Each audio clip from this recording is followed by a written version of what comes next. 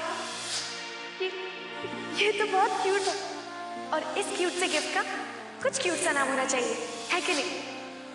तुम्हारा नाम मिस्टर झल्ला है, तो इसका नाम जूनियर झल्ला। देख रहे हो चले, तुम और मैं उसके बिना कितना अकेले हो गए हैं। एक बात तो बता, तेरे ससुराल वालों ने तुझे ऐसे ही यहाँ पर आने दिया? कुछ कहा नहीं? I mean, गुस्सा तो बहुत आया होगा उन्हें जब उन्हें पता चला होगा कि करण वीर जी की एंगेजमेंट पैम के साथ हो रही है कि नहीं? हाँ स्वीटली दीदी, वो लोग नाराज तो बहुत है बाय गॉड, पर वो लोग दिल के बहुत ही अच्छे हैं।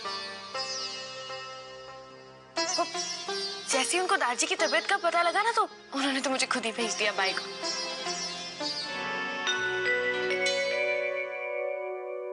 अंबाजी, आप? आदत से मजबूर।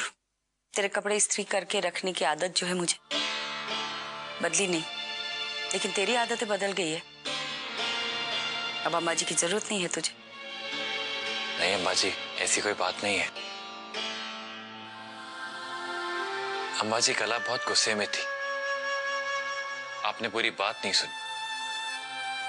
मोना के दारजी, मोना के दारजी, मोना का घर, मोना के माँ बाप, सब कुछ उसका ही, तेरा कुछ भी नहीं। हाँ, बस तेरे लिए वही अब सब कुछ है और हम कुछ भी नहीं। अंबाजी ये क्या बात है? मोना मेरी पत्नी है और आप सब मेरा परिवार। और किसी एक को चुनना पड़े तो? अंबाजी ये आप कह रही हैं? मैंने मोना को जाने दिया, ये जानते हुए भी कि उसकी कोई गलती नहीं थी, सिर्फ आपका मान रखने के लिए। अंबाजी आप जानती हैं कल मोना के दारजी को दिल का दौरा पड़ा था, इसीलिए वो वहां गई थी। लेकिन आप कहां सुनेंगी, आपको किसी की क्या फिक्र? दिल का दौरा? दिल का दौरा पड़ा था, उसके बाद भी आप मुझे चुनने के लिए कह रही हैं। मोना मेरी पत्नी है और आप मेरी मां। चुनने की बात आती कहां से, मुझे तो ये समझ में नहीं आता। मैं ऑफिस चलता हूं।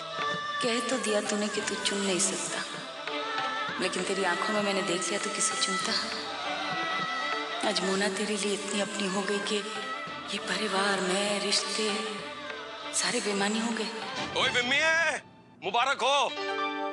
ओए जिस काम के लिए गए थे सब हो गया, और सब तय हो गया जी। अब परसों के दिन दोपहर को 1 बजे अनंत कारज की रस्म होगी, और ग्रंथी जी, वेडिंग हॉल सब फिक्स करके आया हूं मैं। हाँ हाय सच्ची?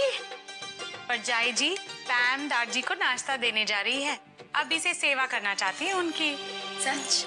हाँ वीर जी, उस दिन जब मैंने आपको हेतल से मिलवाया था तब आपकी क्या बात हुई थी? बात तो हुई थी पर कुछ साफ साफ नहीं। और फिर डिम्पी आंटी ने मुझे आकर बोला कि हेतल की शादी किसी गुजराती लड़के से तय हो चुकी है। उस सब के बाद मैं कुछ कह ही नहीं पाया, घर लौटा और बस पैम से शादी के लिए हाँ कर दी। डिम्पी मासी ने आपसे कहा था? हाँ, पर अब इन सब बातों के बारे में सोच के क्या फायदा, जो होना है वही होगा। मोना, अब तुझे जो भी करना है जल्द से जल्द करना होगा।